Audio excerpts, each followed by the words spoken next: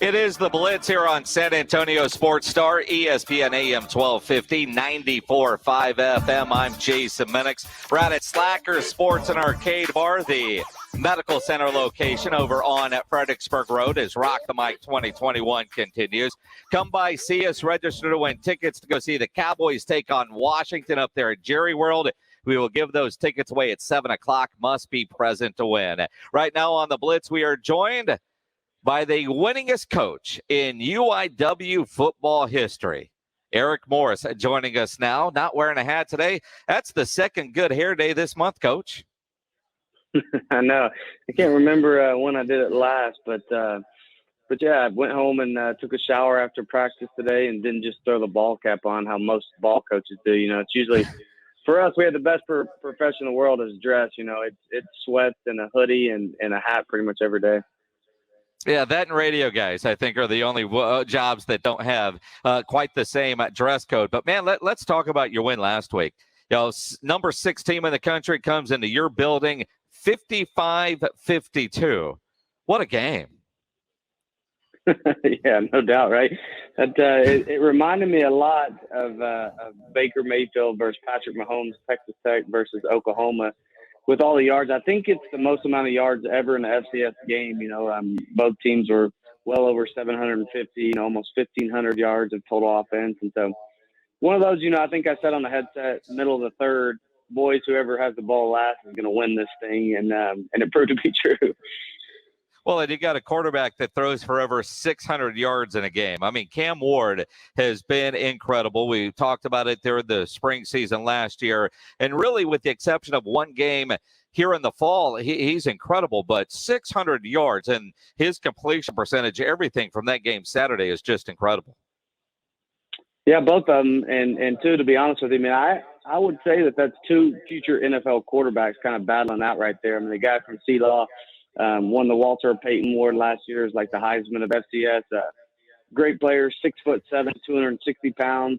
Both of them just went head to head the whole time. And, you know, I would go as far as saying as possibly right now in Division I football, Cam Ward's the best quarterback in the state of Texas. And that kid is the best in all of Louisiana, which is crazy to think about all those. But I'd put them both against anybody.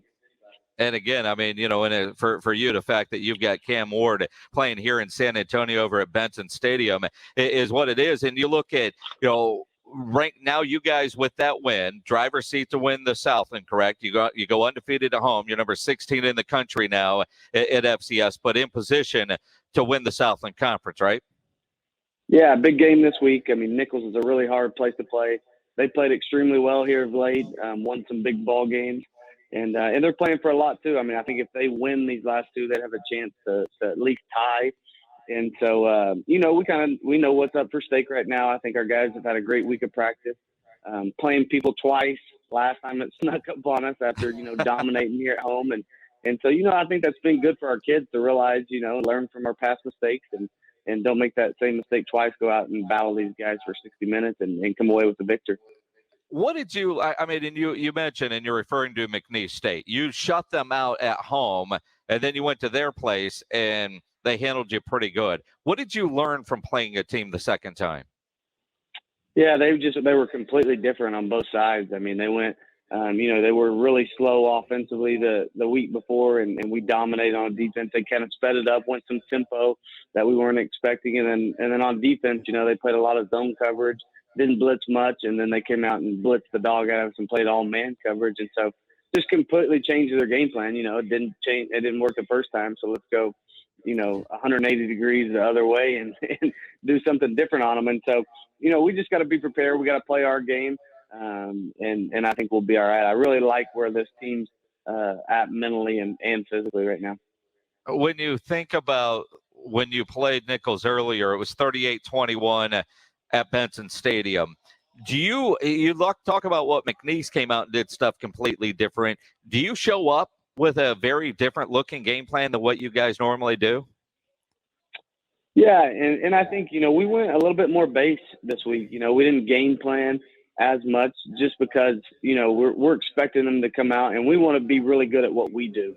And something that our kids are familiar with, plays that are good against man or zone and didn't scheme them up as much as what we do playing somebody the first time. And so this is all about us. We got to go out and be physical in this game, set the tone both up front on both sides of the ball. And, just the normal stuff, not have crazy penalties and win the turnover battle. And I think we'll be just fine. Eric Morris, head football coach at UIW, joining us here on the Blitz as he does every Thursday. No more home games. Is it odd to look? Okay, our home schedule is over. We got a couple of road trips coming up, and then it's off to the postseason, hopefully, right? Yeah, a little weird, but we're flying to this game, which is huge for us. I think we don't have to get on a bus tomorrow morning, at 4 a.m. and go 10 hours on a bus. So be a little bit more normal in that regard, as far as not getting home at 8 a.m. the next day, and so we'll be able to get there tomorrow, in an hour and a half as opposed to 10. Get to the hotel, get there, hopefully handle business, jump on a flight, come home, be home about 11 p.m. as opposed to the next morning. So excited about that, and then it's a short trip to Houston. Always works out that way kind of for us. We have Light the Way here at UIW, which is phenomenal. If you've never been, you need to come to Light the Way. It's a beautiful campus with all the Christmas lights and all the trees. But so we never play at home that last weekend just because Light the Way is such a big deal here. Absolutely. Now, on your plane trip this weekend, how do you get it to stop at the Buc-ee's in Katy? It's a great question. My wife's traveling to the game. She's driving tomorrow, so she'll have strict orders. Wait. You're getting on a charter flight and you're making your wife drive 10 hours? There's no doubt. She's a good human being. So there's a bunch of regulations with vaccination, not vaccination, of who can get on our flight. She's vaccinated, but she's actually going to drive with another coach's wife to be a good sport, and then she's going to fly home with it. So she's actually just being a good person that she is. All right, because I was thinking, man, you're going to get home and be on the couch. Honey, you drive. I'm flying. I got an 18-month-old child that'll be handed to me the minute I walk in that door. So I'm not getting off that easy. I wish I was. I understand that. Eric Morris joining us here on the Blitz. Eric, we often talk a lot of just general college football stuff with you. I want to get your thoughts on what the Alliance, and they're putting together a proposal to expand the playoffs to 12 teams. And it's really the exact same proposal they talked about in August, but according to the Sports Illustrated article today, the Alliance, and I'm guessing the Pac-12, wants in a 12-team playoff a guaranteed seat for the Power 5 conference champions. And as I'm reading this, I'm thinking, if you're the Pac-12 and your conference champion can't get in a 12-team playoff without a guaranteed spot, should you even be in the Power 5? I love the postseason. And too, we're dealing with kids that are 18 to 22 years old, like we always talk about. And just think about how great March Madness is and the upsets you see. So I'm actually a proponent for it. I think it's awesome for these kids to get that experience. I think that this college experience is such a neat atmosphere going to this playoff system. So the more the merrier. I think you'll see some great upsets that happen during it. And then you'll see a couple blowouts just like we do in basketball too. I mean, there'll be somebody, Alabama playing a Pac-12 champion, and they might beat them by, be favored by 35 and beat them by 42. And that's just part of it. But for the kids, for the experience, for TV, for the fans, I think it's awesome. I don't mind the 12-team playoff, Coach. I just think it's comical that they want a guaranteed spot in a 12-team playoff. If you're a Power 5 and your conference champion isn't one of those 12 without a guarantee, the automatic qualifier for the Power 5 and then the highest ranked Group of 5 team. So it's 6 at large and then your 6 conference champions. I just think in a 12-team playoff, shouldn't it just be assumed that your conference champion is going to get in there? I know it's a little bit agreed, but also I'm looking at the Pac-12 wondering, and I'm assuming it's the Pac-12, that they're not sure that their football year in and year out would actually make a 12-team playoff. I agree with you there. I think it needs to be the top 12 schools, no matter, where they're from, if they're champions or not. But, too, the system's a little skewed right now. I mean, I look at it this week and, I watched, the Spartans just beat the dog out of Michigan 2 weeks ago. And then, boom, all of a sudden, Michigan's ahead of them, both one loss. They have a head-to-head 2 weeks ago. Like, that doesn't make sense to me either. So I think, the systems are always going to be skewed a little bit, and people are doing their best. But I do agree with you that it needs to be the best 12, no matter who that is. And the other thing that is we try to figure out the world here, I think you should have a Power 5 playoff and then a Group of 5 playoff. They're all going to make money. And so that way the Group of 5 right now would get one in at least. But I think they almost like in high school football playoffs would start today. You've got a Class 6A Division I and a Division II champion, 2 state champions. Why not have a Group of 5 and a Power 5 national champion? Yeah, I agree with you. That's probably a better question for Traylor right now, just because, he might be in that predicament here in a couple of weeks to where he could pop into the 12. And you need to add, does he think that possibly they could go and battle Alabama here in a couple of weeks? Or is there too much of a gap right now just with the physicality and built by Bama is just too much of a juggernaut right now? But, yeah, I mean, it's a great point. But he kind of, I think, would probably have a little bit better insight on that. Well, you got to start thinking about it. If some of the things we're hearing about UIW moving up, you might be involved in that sooner than you think.